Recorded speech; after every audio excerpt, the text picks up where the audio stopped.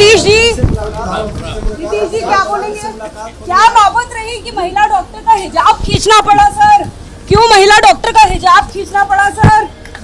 माफी मांगेंगे सर, माफी मांगेंगे सर, नीतीश जी माफी मांगेंगे क्या? क्यों ये नौबत रही कि महिला डॉक्टर का हिजाब खींचना पड़ा सर? क्या माफी मांगना चाहेंगे?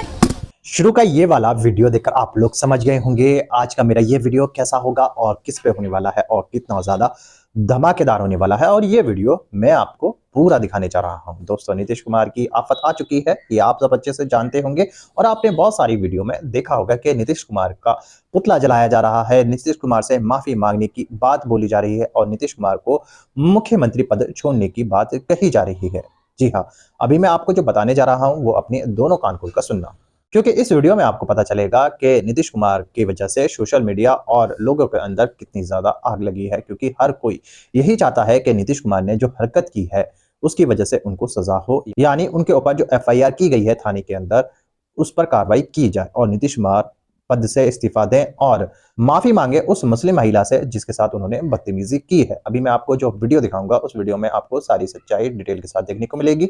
मगर दोस्तों, ये वीडियो दिखाने से पहले मेरी आपसे गुजारिश है, आज का मेरा ये वीडियो पूरा एंड तक जरूर देखना और अगर आप मेरे चैनल पर नहीं आए हो चैनल को जरूर सब्सक्राइब करना, साथ में इस वीडियो को ज्यादा से ज्यादा लोगों में शेयर जरूर करना। चलिए दोस्तों, पहले आप ये वीडियो देख लीजिए, फिर आकर मैं आपसे बात करता हूँ। बिहार की महिला डॉक्टर नुसरत परवीन के साथ पहले बिहार के मुख्यमंत्री ये बदमिजाजी, ये बदतमीजी करते हैं जब उनके नकाब को जबरदस्ती खींचा जाता है बगैर उनके अनुमति के। और उसके बाद एक दुखद खबर आती है कि डॉक्टर नुसरत परवीन ने फैसला किया है कि वो आगे डॉक्टरी नहीं करेंगी। इससे बड़ी त्रासदी कुछ नहीं हो सकती थी दोस्तों, मगर अब दो बयान सामने उभर कर आए हैं। पहला बयान है राज्यपाल आरिफ मोहम्मद खान का, निहायत ही शर्मनाक बयान जो मैं आपको पढ़ के सुनाऊंगा। और दूसरा बयान झारखंड में भारतीय जनता पार्टी नेता सीपी सिंह का। पहले मैं आपका ध्यान खींचना चाहूंगा, सीपी सिंह ने दरअसल कहा क्या। एबीपी न्यूज के मुताबिक भारतीय जनता पार्टी का यह विवादास्पद नेता क्या कह रहा है, गौर फरमाइए। नीतीश कुमार के हिजाब विवाद के बीच झारखंड में बीजेपी नेता सीपी सिंह का विवादित बयान सामने आया है। जिस महिला डॉक्टर का सीएम द्वारा हिजाब खींचा गया था, अब सीपी सिंह ने उस डॉक्टर का दिल्ली ब्लास्ट से कनेक्शन होने का शक जताया है। उन्होंने कहा है कि मुझे तो यह लगता है कि इस डॉक्टर का कनेक्शन दिल्ली में लाल किले के पास हुए बॉम्ब ब्लास्ट से तो नहीं है। मैं समझना चाहता हूं दोस्तों, भारतीय जनता पार्टी के नेता ये शर्मिंदगी भरा बर्ताव कहां से लाते हैं, ये घटियापन आता कहां से? क्योंकि याद कीजिएगा दोस्तों, क्या कहा था केंद्र में मंत्री गिरिराज सिंह ने नुसरत परवीन के बारे में? उन्होंने कहा था जहन्नुम में जाओ। पहली बात, सरेआम बगैर आपकी अनुमति के आपका नकाब खींचा जाता है। अब सीपी सिंह कहते हैं कि उनके कनेक्शन दिल्ली बॉम्ब ब्लास्ट से हैं। Mister CP Singh, 2900 kilogram ammonium nitrate Faridabad कैसे पहुंचा? उसके बाद वो आतंकवादी वो गाड़ी लेके लाल किले में कैसे घूम रहा था? इन तमाम सवालात के जवाब अब तक देश के गृह मंत्री अमित शाह ने नहीं दिए हैं, भारतीय जनता पार्टी सरकार ने नहीं दिए हैं। और ये मान्यवर कह रहे हैं कि डॉक्टर नुसरत परवीन का कनेक्शन दिल्ली बॉम्ब ब्लास्ट से है। शर्म नहीं आती आपको इस तरह की बातें करते हुए? पहले राज्य के मुख्यमंत्री इस तरह की हरकत करते हैं साहब, उसके बाद खबर आती है कि डॉक्टर नुसरत परवीन ने फैसला किया है कि अब वो डॉक्टरी नहीं करेंगे। इससे ज्यादा दुर्भाग्यपूर्ण कुछ नहीं हो सकता है। मैं उसकी चर्चा करूंगा, मैं आपको यह भी बताऊंगा कि चाहे बुर्का, नकाब या घूंघट हो, उस पर मेरी क्या राय है। मगर मैं आपका ध्यान खींचना चाहता हूं आरिफ मोहम्मद खान की तरफ। पढ़े लिखे आदमी हैं, इन्होंने क्या बयान दिया है आप जानते हैं? आरिफ मोहम्मद खान से आप क्या कहते हैं? वो कहते हैं कि यह तो बाप बेटी का रिश्ता था। आप इस पर भी मुझसे सवाल कर रहे हैं। आप सबने देखा कि नीतीश कुमार ने किस तरीके से वो नकाब खींचा था।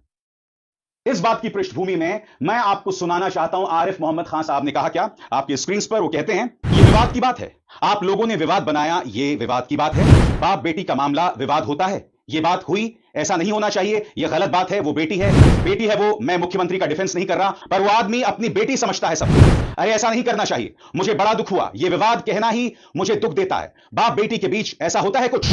पत्रकार, बेटी को ज्वाइन कर लेना चाहिए, जवाब कर लेना चाहिए और यह समझना नहीं चाहिए वो बाप की तरह है तो विवाद क्यों?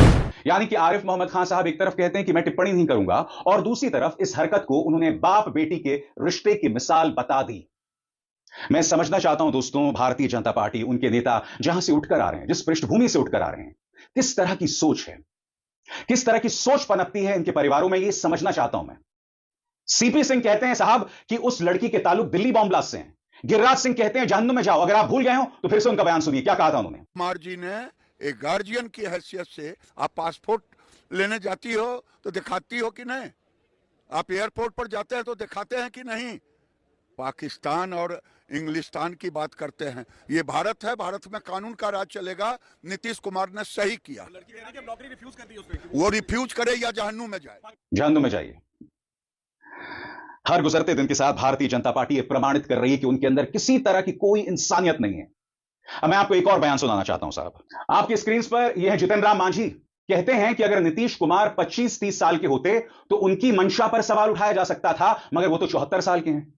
तर्क देखिए साहब, यानी कि कोई बुजुर्ग आदमी कुछ उल्टी सीधी हरकत नहीं कर सकता, सिर्फ 25 से 30 साल का युवा ही इस तरह की हरकत कर सकता है। मुद्दा क्या है मैं आपको बतलाना चाहता हूं, और भारतीय जनता पार्टी के नेता अभी कलम लें और पेपर लें ध्यान से। रजामंदी, इस शब्द पर गौर कीजिएगा। कंसेंट, जब तक महिला आपको छूने की इजाजत ना दे आप उसे नहीं छू सकते। क्या कंसेंट इतना मुश्किल शब्द है भारतीय जनता पार्टी के लिए? क्या वो ये कहने लगे हैं कि अगर नीतीश कुमार 25 से 30 साल के होते और अगर ऐसा हरकत करते तो उनकी मंशा पर सवाल उठाया जा सकता था, मगर अब चूंकि वो 74 साल के हैं लिहाजा उनकी मंशा पर सवाल नहीं उठाया जाएगा। सुनिए जितन राम मांझी क्या कह रहे हैं, शर्मनाक बयान। हिजाब की बात को लोग बेवजह तूल दे रहे हैं, उसको तूल देने की जरूरत नहीं है। अगर नीतीश कुमार 25 वर्ष के 30 वर्ष के छोकरा होते और वो डॉक्टर के हिजाब को नीचे करते तो कर सकते थे कि हो सकता था गलत कोई इंटेंशन हो। एक 74 वर्ष के बूढ़ा आदमी ये बेटी समझ के, पुतोह समझ करके उसको कह रहे थे कि तुम हिजाब लेकर के कैसे ड्यूटी करोगे, हिजाब को भी थोड़ा सा नीचे रखो, एकदम मुंह मत झाँको और जनता का सेवा करो। ये काम के लिए उसको कर रहे थे, कोई गलत नोशन से नहीं कर रहे थे। और धन्यवाद देते हैं उसके परिवार को, उसके जहाँ पढ़ी है उसके प्रिंसिपल को। वो लोग कह रहे हैं कि साहब इसको तूल देने की जरूरत नहीं है। वो लोग कह दिया था कि वो नौकरी नहीं करेगी, वो एक्सेप्ट कर लिया कि हाँ नौकरी करेंगे, इसलिए हम तो उसको धन्यवाद देते हैं। लेकिन बेवजह पत्रकार लोग और विरोधी लोग इसको तूल दे रहे हैं। बहरहाल दोस्तों, मैं आपको एक और खबर बताना चाहता हूं जो कि एक अच्छी खबर है। सबसे बड़ी बात, अगर नुसरत परवीन मेरी आवाज सुन रही हैं, मेरा कार्यक्रम देख रही हैं, आपने बहुत मेहनत करके, पढ़ाई करके आप इस मुकाम पर पहुंची थी। अगर किसी ने आपके साथ बदतमीजी की है तो यह आपकी गलती नहीं है। मैं नहीं जानता हूं कि आपके घर में आपको कौन मशवरा दे रहा है, मगर कृपया इतना बड़ा गुनाह मत कीजिए। आपकी जरूरत इस समाज को है, आपकी जरूरत है सिर्फ 1, 2 या 3 सेकंड के लम्हे के लिए आप अपनी जिंदगी बर्बाद नहीं कर सकते। बहरहाल झारखंड की सरकार यानी कि जहां पर हेमंत सोरेन मुख्यमंत्री हैं, उनकी तरफ से एक सिफारिश आई है। आपकी स्क्रीन पर आज तक की यह खबर, नीतीश के हिजाब खींचने से चर्चा में आई डॉक्टर नुसरत परवीन को हेमंत सरकार का ऑफर।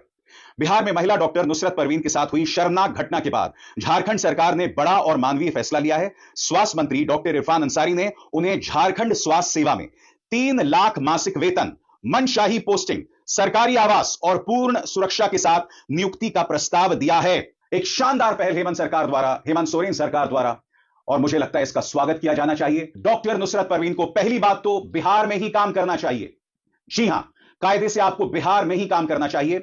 और अगर आपको ऐसा लगता है कि आपकी सुरक्षा को लेकर ढेरों सवाल हैं, तो झारखंड सरकार ने आपको ऑफर दिया ही है। दोस्तों देखा आपने ये वीडियो, मुझे पूरी उम्मीद है ये वीडियो देखकर आपको सब कुछ समझ में आ चुका होगा। दोस्तों आपकी क्या राय है इस वीडियो के बारे में मुझे कमेंट कर जरूर बताना। दोस्तों आज के वीडियो में बस इतना ही, मैं फिर मिलूंगा ऐसे ही दूसरी वीडियो के साथ। तब तक के लिए सलाम, नमस्ते, जय हिंद।